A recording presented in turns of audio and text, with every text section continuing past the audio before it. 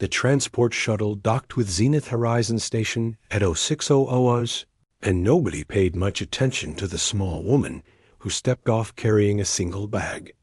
Ji Woo kept her eyes down as she walked through the arrival bay, her footsteps barely making a sound on the metal floor. She was shorter than most humans on the station, with long black hair tied back in a simple ponytail. Her uniform was neat but unremarkable, and she moved like someone trying very hard not to be noticed. The station was massive. A spinning wheel of metal and glass that housed over 300 researchers from 40 different species. It orbited a green and blue planet that scientists had only discovered 6 months ago. Everyone called the planet Nova Verde, and it was full of life forms that nobody had ever seen before. The station buzzed with excitement about the discoveries being made. Every day Ji Woo reported to the administration office where a bored-looking clerk, a being with 4 arms and gray skin named Rendix, barely glanced at her paperwork. Xenobiology Department, Section 7, Rendix said, pushing a data across the desk. Your quarters are on level 12, room 247. Orientation is at 1400 hours in conference room B. Don't be late.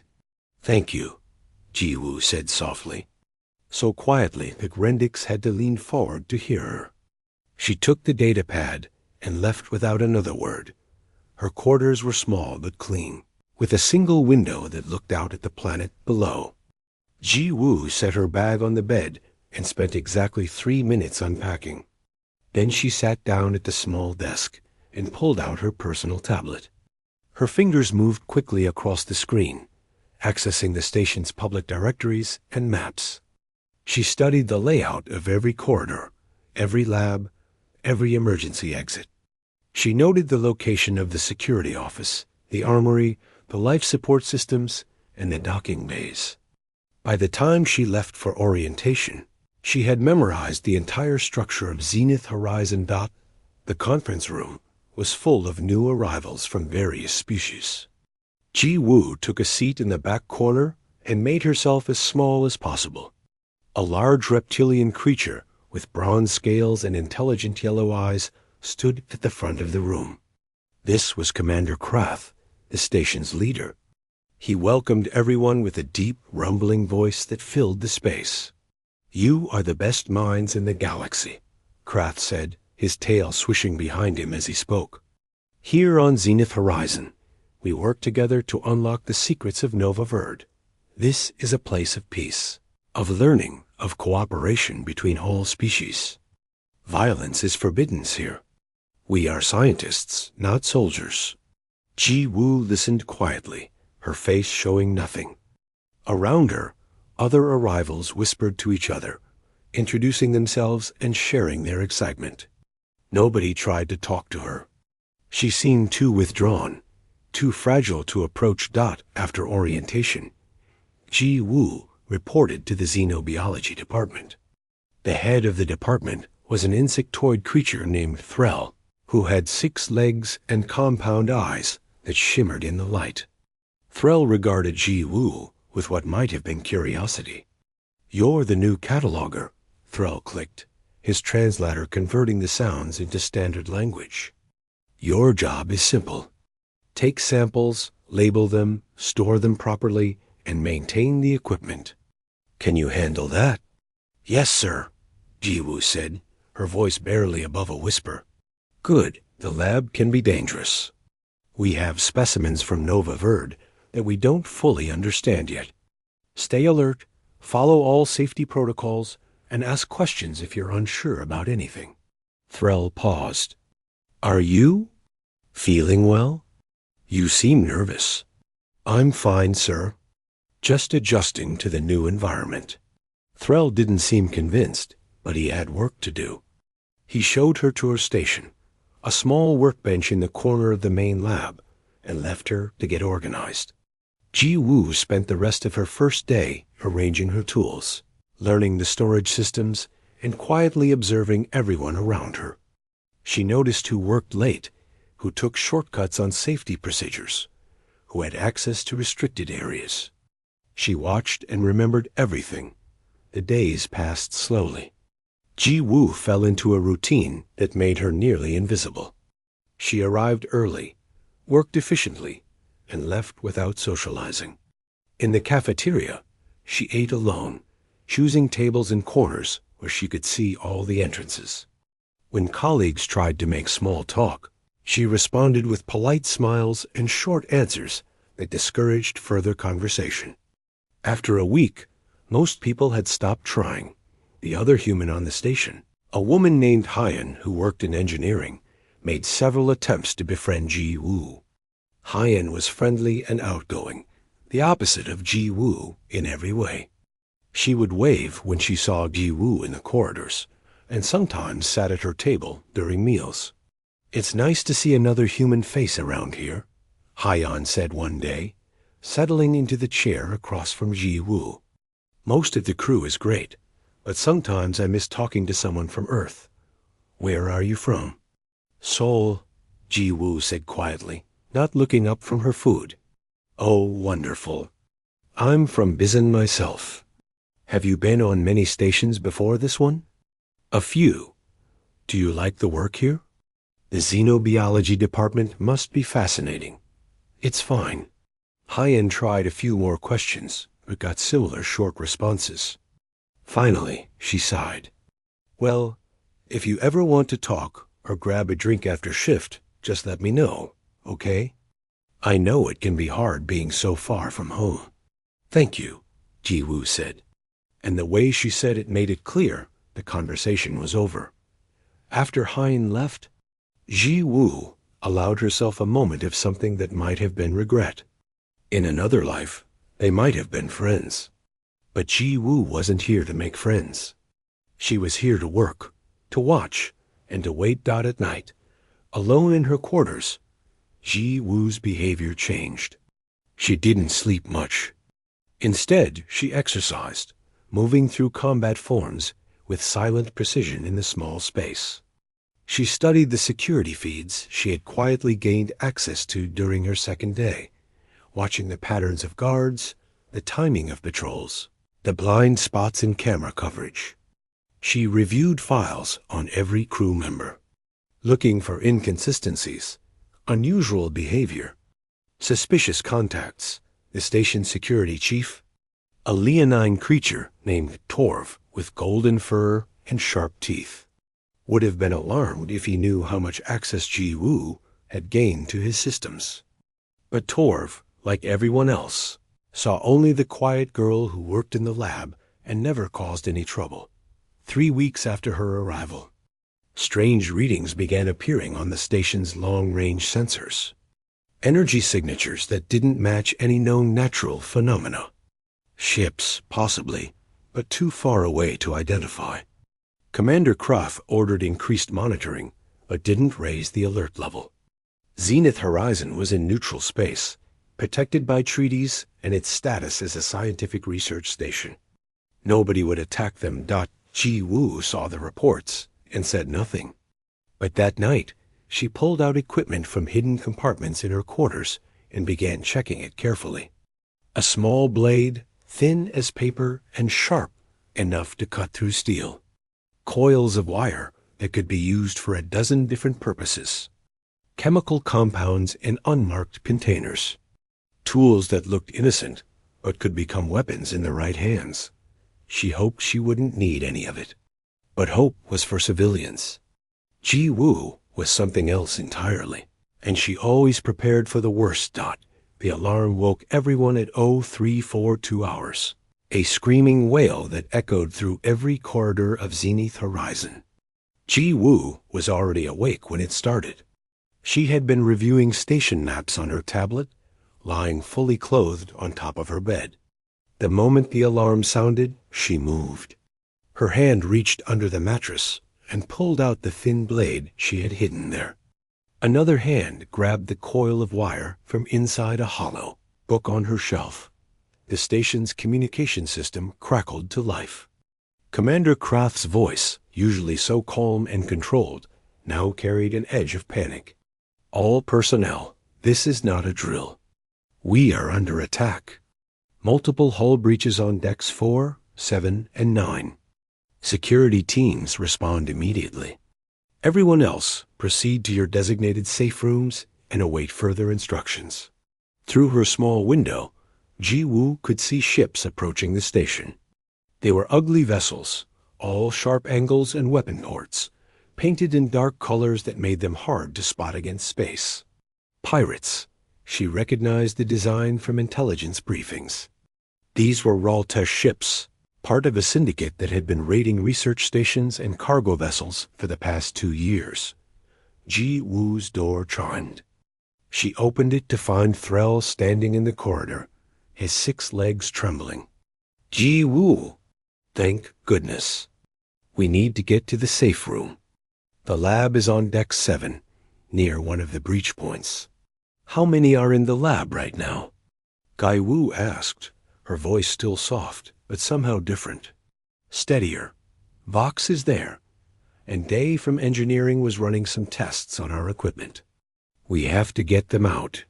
Threll's compound eyes reflected the emergency lights flashing in the hallway. But the safe room is in the opposite direction. Then we go to the lab first, Ji-Woo said simply. They ran through the corridors. Other crew members rushed past them, heading for safe rooms. In the distance, Ji-Woo could hear the sounds of weapons fire and shouting. The Raltesh were already inside. They moved fast, she noted. This was a well-planned attack. The xenobiology lab was in chaos when they arrived. Equipment had been knocked over, and several containers had broken, spilling their contents across the floor. Vox, the amphibious engineer, was trying to seal a due. That led to a maintenance corridor. Through the door's window, they could see Raltesh soldiers approaching. They were tall creatures, nearly 7 feet high, with 4 arms and thick armor covering their bodies. Each one carried weapons that looked far too advanced for simple pirates. Day, the human engineer, was backing away from the door, his face pale with fear. They're going to break through, he said, his voice shaking. That door won't hold them for more than a minute. Ji-Woo walked calmly to a supply cabinet and began pulling items out. A molecular cutter used for precise work on biological samples. A plasma welder for sealing containment units. Several chemical compounds in sealed bottles. A roll of high-tensile wire meant for securing heavy equipment. Her hands moved with practiced efficiency, assembling things in ways that made no sense to the others watching her. What are you doing? Threll clicked nervously. We need to hide or run, not. Whatever this is. You 3 need to hide, Ji-Woo said. Her voice had changed completely now.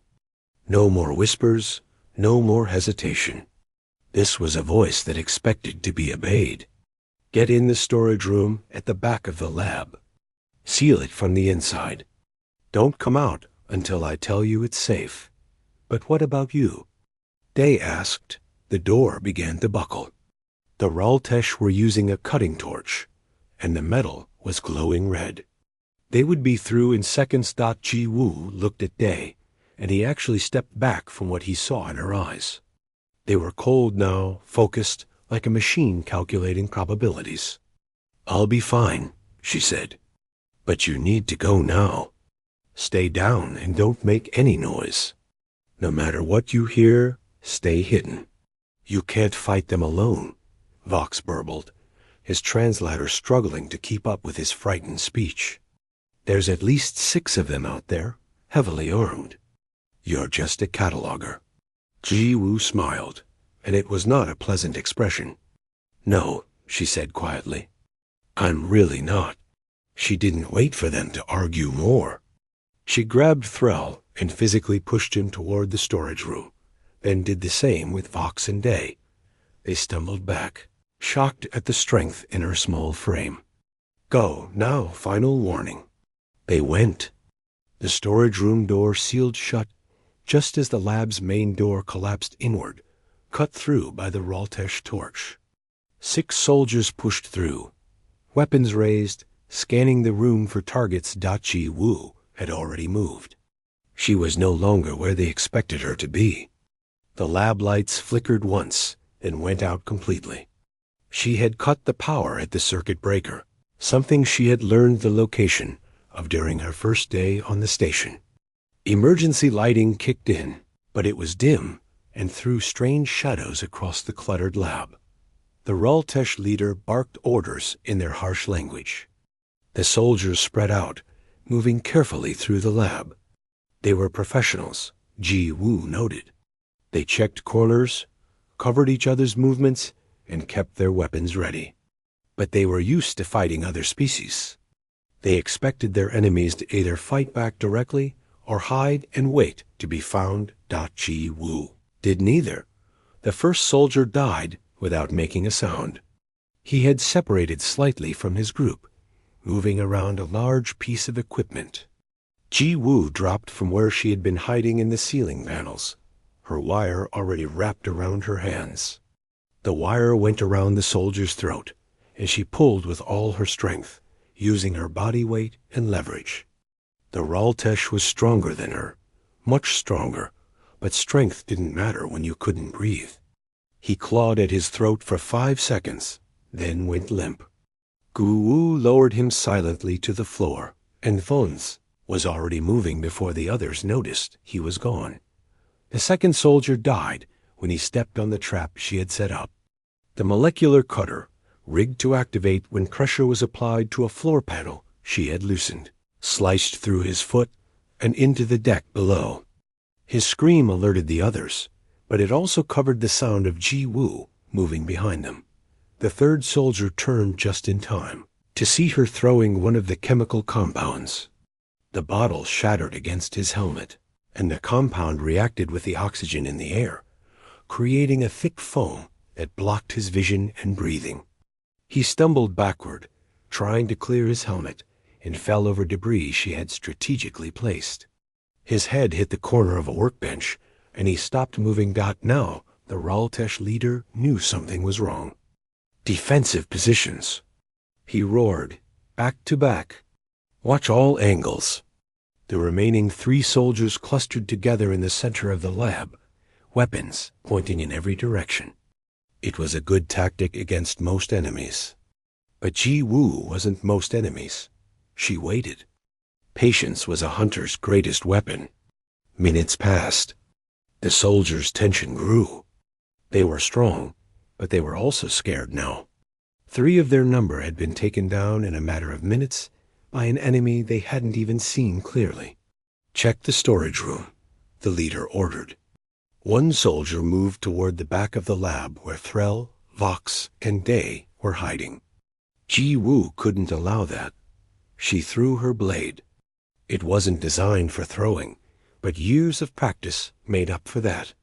The blade caught the soldier in the gap between his helmet and chest armor, right where the translator unit was located.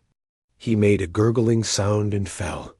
The remaining 2 soldiers fired in the direction the blade had come from, their weapons tearing apart equipment and walls.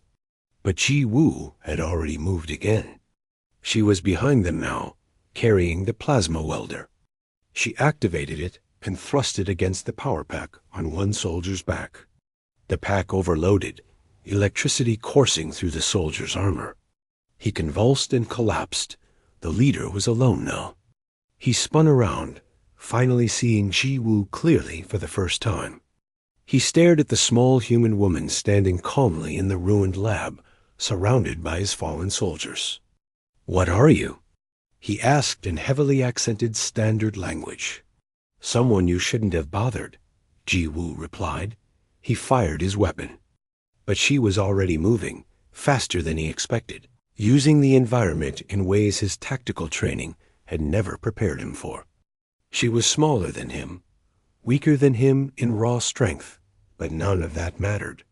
She knew exactly where to strike, exactly how to move, exactly how to turn his advantages into weaknesses. 30 seconds later, he joined his soldiers on the floor. Ji Woo stood among the bodies, breathing hard but controlled. She checked each one to make sure they were truly incapacitated, then retrieved her blade and cleaned it carefully. Only then did she walk to the storage room and knock 3 times. "It's safe now," she called out. The door opened slowly. Threlvox and Day emerged, staring at the scene in complete shock. 6 Raltesh soldiers, the most feared pirates in this sector, taken down by one small human woman. Day found his voice first. "Who are you?" Zhu looked at him, and her expression softened slightly. "Someone who's been waiting for this," she said. Then she grabbed a weapon from one of the fallen Raltesh and checked its power pack. "Stay here. Lock the door behind me. I need to find out how many more of them are on this station." Before they could respond, she was gone, disappearing into the corridor like a shadow. Behind her, 3 witnesses tried to process what they had just seen, and failed completely. Commander Kraft huddled in the security office with Torv and a dozen other crew members. The screens on the wall showed camera feeds from across the station, and what they saw filled them with dread. The Raltesh had taken control of most of the main corridors. At least 30 pirates were moving through Zenith Horizon, rounding up crew members and forcing them into designated holding areas. The security team had managed to stop a few of them, but they were outgunned and outnumbered. "We need to send a distress signal," one of the officers said. A being with crystalline features that chimed when she spoke. "Call for help from the nearest patrol." "The patrol is 3 days away," Torv growled, his leonine features twisted in frustration. "We'll all be dead or captured by then. The Raltesh don't take prisoners they can't ransom, and most of us aren't important enough to keep alive." Krath's tail lashed in agitation. "Then we fight. Gather everyone we can, arm them with whatever we have, and make a coordinated push to retake the docking bay. If we can reach their ships, we might be able to use the threat of destroying them to negotiate." Before Torv could respond, one of the security officers monitoring the camera feeds made a strange sound. "Sir, you need to see this." They gathered around his station. The screen showed a corridor on Deck 5.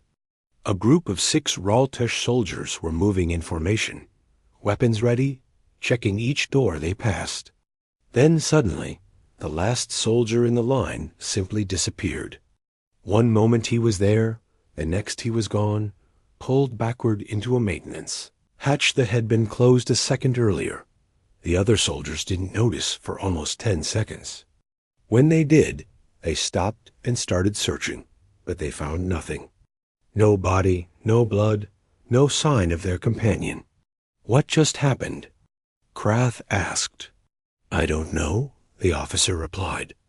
"But watch this feed from Deck 7.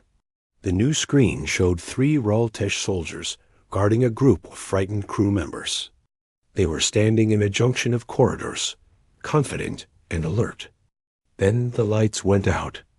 When they came back on 2 seconds later, all 3 soldiers were on the ground, and a small figure was walking away from them. The figure was too small to be any of the known warrior species on the station. "Zoom in," Torv ordered. The officer enhanced the image. They could only see the figure from behind, but the build was unmistakable. "That's a human," Torv said slowly. "Female. Small frame." He checked the crew roster on his screen. "We only have 2 human females on the station. Hyan from engineering and Ji Wu from xenobiology. Hyan is in safe room 3, the officer reported. "She checked in 20 minutes ago." "Then that's Ji Wu," Kraft said. "But that doesn't make sense. Her file says she's a civilian researcher. No combat training, no military service. She passed a standard psychological evaluation that showed her as withdrawn and possibly suffering from mild anxiety." More reports started coming in through the emergency communication channels. Raltesh soldiers were going missing. Others were found unconscious or dead, killed in ways that seemed impossible. One had been electrocuted by his own equipment. Another had suffocated in a cloud of laboratory chemicals. A third had been caught in a trap made from everyday station materials that crushed him when he triggered it. "It's her," Torv said with certainty. She's hunting them. 1 human against 30 Raltesh pirates? Krath's disbelief was clear in his voice. That's impossible. But the evidence kept mounting. The security feeds showed glimpses of her moving through the station, like she had built it herself. She used ventilation shafts that were too small for the Raltesh to follow. She set traps in corridors she had somehow predicted they would use. She appeared behind them, struck, and vanished before they could respond. The Raltesh captain, a scarred veteran named Vesh, was receiving the same reports in the command center he had captured. His initial confidence had turned to anger. "Find her," he roared at his subordinates. "1 small human is decimating my crew. Use the hostages. Threaten to kill them unless she surrenders." Within minutes, Vesh's message was broadcast throughout the station. "Attention, human female. I know you're listening.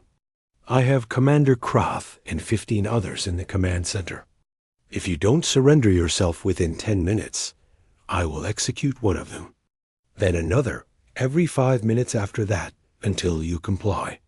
You can't hide forever." In the security office, everyone held their breath, watching the screens. Would she respond? Would she sacrifice herself for them? The answer came through every communication channel on the station. Ji Woo's face appeared on the screens, calm and composed. She wasn't in the lab anymore. She had found a terminal in an empty office somewhere and patched into the system. "Captain Vesh," she said, her voice clear and steady. "My name is Lieutenant Commander Park Ji Woo, Human Defense Force, Special Operations Division. I've been on this station for 3 weeks investigating reports that someone was feeding information about research station locations to your organization. You walked right into my surveillance operation." Vesh laughed, though it sounded forced. "You expect me to believe that? You're a scientist. I've seen your file." "That file is what I wanted you to see," Ji Woo replied. "Every piece of information in it was carefully crafted to make me appear harmless. It worked better than I expected. Even my own colleagues never suspected." "It doesn't matter," Vesh said. "You're still just 1 person. Surrender now, and I'll let the hostages live." "No," Ji Woo said simply. "You won't. I've studied your organization for 6 months. You don't leave witnesses. Everyone on this station is already dead in your calculations. You're just using them to try to control me. Then their deaths are on your conscience." Ji Woo's expression didn't change. "You're assuming I have a choice. I don't. Even if I surrender, you'll kill them anyway. So instead, I'm going to do what I was trained to do. I'm going to eliminate every threat to the station, starting with you." Big words from someone hiding in the shadows. "I'm not hiding," Ji Woo said. "I'm hunting. And you're making it easy by grouping your forces together. 23 of your people are already out of action. That leaves 17, 12 of which are with you in the command center. The other 5 are spread across the station, but they won't last long once I'm done with you." Vesh's confidence finally cracked. "You're bluffing. Am I?" Ji Woo reached off screen and pulled something into view. It was a Raltesh helmet with distinctive markings. This belonged to Commander Trask, your second in command. He was leading the team that attacked the xenobiology lab. "Would you like me to tell you how he died?" Vesh's face darkened with rage. "I'll kill a hostage right now. Then you lose your leverage. But go ahead. Show everyone watching that you're a coward who hides behind innocence. It won't change what's coming." The screen went dark. For a moment, there was silence in the command center. Then Vesh turned to his remaining soldiers. "Lock down this room. Seal every entrance. Set up overlapping fields of fire. If she wants to try something, we'll be ready."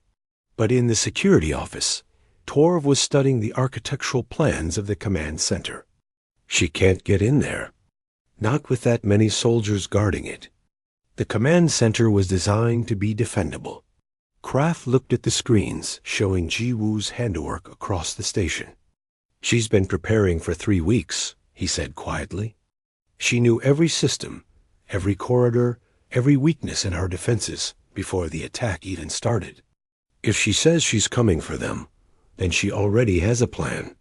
"What is she?" Torv asked, his voice almost a whisper. "What kind of being is this?" Hyan's voice came over the communication channel from her safe room. She had been listening to everything. "She's human," Hyan said, and there was something like pride mixed with horror in her voice. "We're not strong like the Raltesh. We're not fast like your species, Commander Torv. We don't have natural armor or weapons. But our ancestors survived on a world full of predators by becoming the apex predator. We learned to make tools, to plan, to think steps ahead of our prey. We learned to work alone when we had to, and to be patient enough to wait days for the perfect moment to strike." "But we're civilized now," Kraft protested.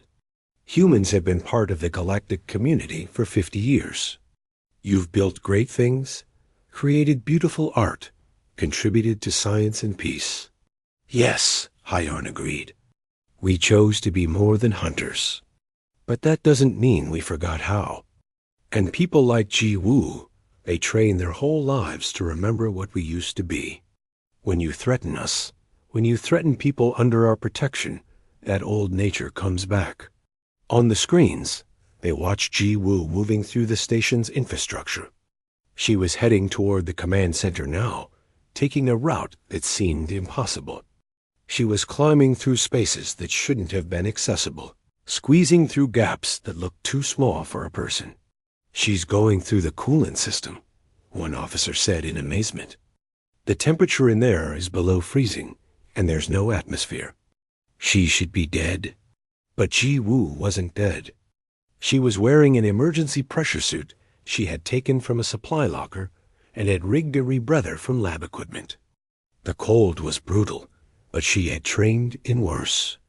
Her fingers were going numb, but she kept moving, counting seconds, calculating distances, planning her next 3 moves, and the 3 moves after that. She had told Vesh she was coming for him. That wasn't a threat. It was a promise. And Ji Woo always kept her promises. The command center was built like a fortress. Thick walls, reinforced doors, and only 3 entry points, all of which could be sealed and defended easily. Commander Krath and the other hostages sat in the center of the room, surrounded by 12 Raltesh soldiers with weapons, pointed at every possible entrance. Vesh stood near the main console, monitoring his remaining forces throughout the station, and growing more worried with each passing minute. "Status report," he demanded. One of his soldiers checked a data pad. Teams 3 and 5 have stopped responding. Team 7 reports they found bodies from Team 2. No sign of the attacker. Team 8 is requesting permission to abandon their positions and regroup with us. "Denied," Vesh snapped. "If they abandon their posts, she have free run of the entire station. Tell them to hold position and stay alert." But even as he gave the order, another team went silent. Then another. Ji Woo was moving through the station like a ghost, eliminating isolated soldiers one by one. She used their own confidence against them, setting up situations where they thought they had the advantage, then striking from unexpected angles. In Safe Room 3. Hyan had connected her tablet to the emergency network and was tracking Ji Woo's movements through the security system. She had managed to contact Threll, Vox, and Day, who were still locked in the xenobiology lab storage room. "What did you see?" Hyan asked them. "When she fought in the lab, what exactly did she do?" Day's voice was shaky as he described what had happened. It was like watching something from a nature documentary. "You know those vids from Earth, showing how ancient humans used to hunt? She moved like that. Every action had a purpose. She didn't waste a single movement. And her face, it was completely calm the whole time. like she was doing something she'd done 1,000 times before. Threll's clicks came through the translator. My species has evolutionary memory of creatures like her. Small pack hunters with tool use and complex planning abilities. They drove 3 other intelligent species on my homeworld to extinction before we learned to work together against them. We thought we'd never encounter anything like that again. But humans aren't like that anymore, Vox protested. We've worked with them for decades. They're peaceful, creative, focused on cooperation and growth. Most of them are, Hyan said quietly. But evolution doesn't just disappear. It's still there, in our genes, in our instincts. We just choose not to use it most of the time. People like Ji Woo, though, they're different. They train to be what we used to be. They remember on purpose, so the rest of us don't have to. In the command center, the temperature suddenly dropped. Vesh noticed it first and checked the environmental controls. Something's wrong with the cooling system. Get someone to check it. All our engineers are here or in the field, one soldier reminded him. We don't have anyone to send. Then go yourself. Take 2 others with you. Find out what's causing the problem and fix it. 3 soldiers left through the secondary entrance. They made it 5 steps into the corridor before the lights went out. When they came back on, all 3 were on the ground, and Ji Woo was standing among them, still wearing the pressure suit, frost forming on the fabric. She had come through the cooling system access panel, a space so small and dangerous that nobody had thought to guard it. She looked at the command center's sealed door and pulled out a small device from her suit pocket. It was a military-grade door override, something that shouldn't exist on a civilian research station. She attached it to the control panel and started the hack sequence. Inside the command center, alarms blared. She's at the secondary entrance. One soldier shouted, "Defensive positions." Vesh ordered, "Concentrate fire on that door. The moment it opens, light her up." All 12 remaining soldiers aimed their weapons at the door. The hostages cowered, knowing that if shooting started, they might be caught in the crossfire. Krath tried to stay calm, but his tail was rigid with fear. The door started to open. A thin crack appeared, and immediately the Raltesh opened fire. Energy bolts slammed into the doorway, melting metal and filling the air with the smell of ozone. They fired for 10 seconds straight, pouring enough firepower into that entrance to kill anything living. "Cease fire," Vesh commanded. The smoke cleared. The doorway was empty. Nobody was there. It was a decoy. Torv's voice came through the security feed that Krath could still see on a small screen hidden in his sleeve. She set up the override to open the door remotely. "She's not there. Then where is she?" Vesh demanded. The answer came from above. Ji Woo had never intended to come through the door. While the override was working, she had climbed into the ventilation system above the command center. The vents were too small for Raltesh to use, but she fit perfectly.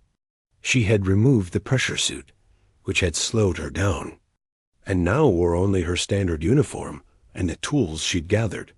The ceiling panel above the hostages opened, and Ji Woo dropped down silently. She landed in a crouch next to Commander Krath, and before the Raltesh soldiers could react, she had pulled him and 2 other hostages behind a console for cover. "Stay down," she whispered to them. Then she moved. What happened next was over in less than a minute, but to those watching, it seemed to last forever. Ji Woo moved through the command center like water, flowing around obstacles and threats. She used the hostages' positions to make the Raltesh hesitate, afraid of hitting their leverage. That hesitation cost them. She threw her blade, and it found the throat of the soldier operating the weapons control system. She rolled behind a console as return fire came her way, then came up in a different location than they expected. Her wire was in her hands now, and she used it to trip one soldier.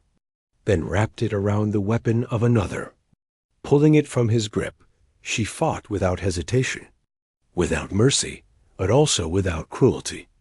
Every strike was efficient, designed to neutralize threats as quickly as possible. She didn't waste time or energy on anything that didn't serve her purpose. The Raltesh were strong and trained, but they had never fought anyone like her. They expected enemies to meet them head-on, to match strength with strength. Ji Woo did the opposite. She was smaller, so she used that.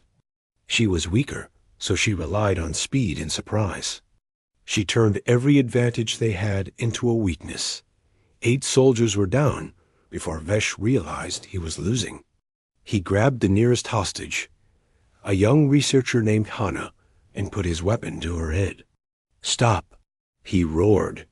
"Stop now, or I kill her." Ji Woo froze, standing in the middle of the command center, surrounded by fallen Raltesh. Her face was calm, but her eyes were calculating, running through possibilities. "You can't kill all of us," Vesh said.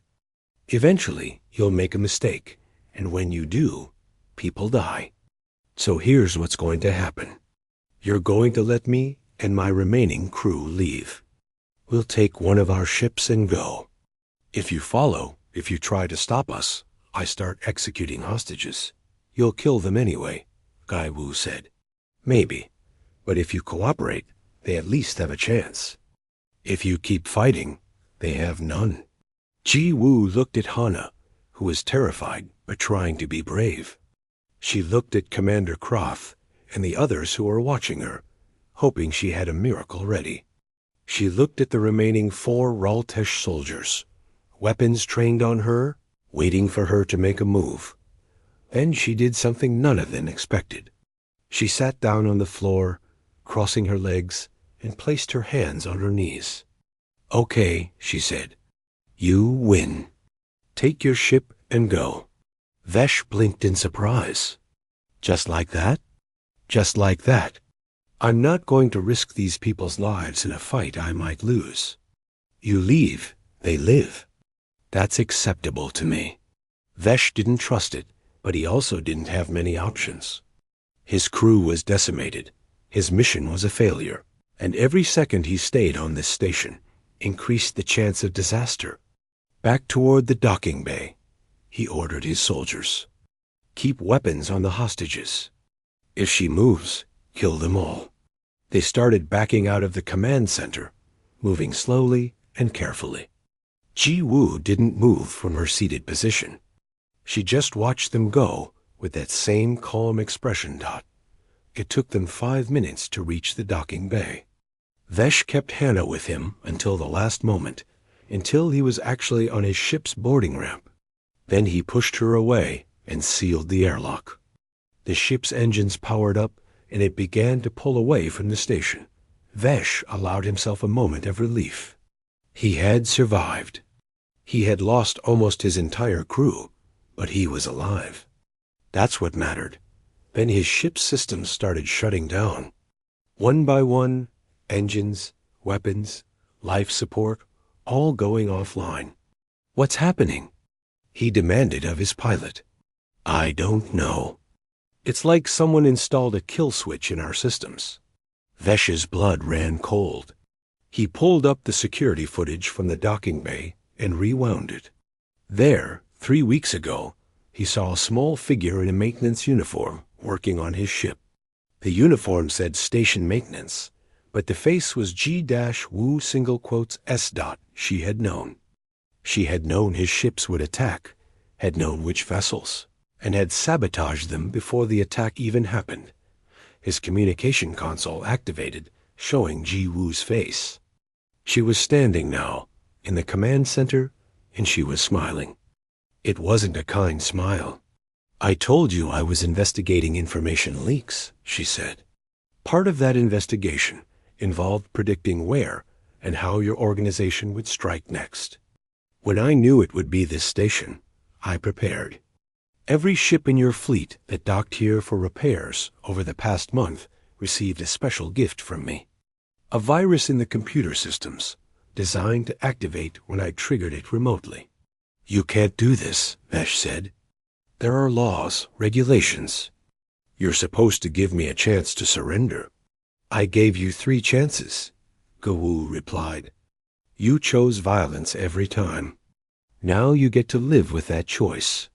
The station security will board your ship in approximately 2 minutes. You and your crew will be taken into custody and transferred to the appropriate authorities." "And Vesh?" "Every other cell in your organization just learned that one human on a research station took down your entire operation. Think about what that means for your reputation." The feed cut off. Vesh sat in his dead ship, watching through the viewport as station security craft approached, and realized he had been beaten from the very beginning. He had never stood a chance.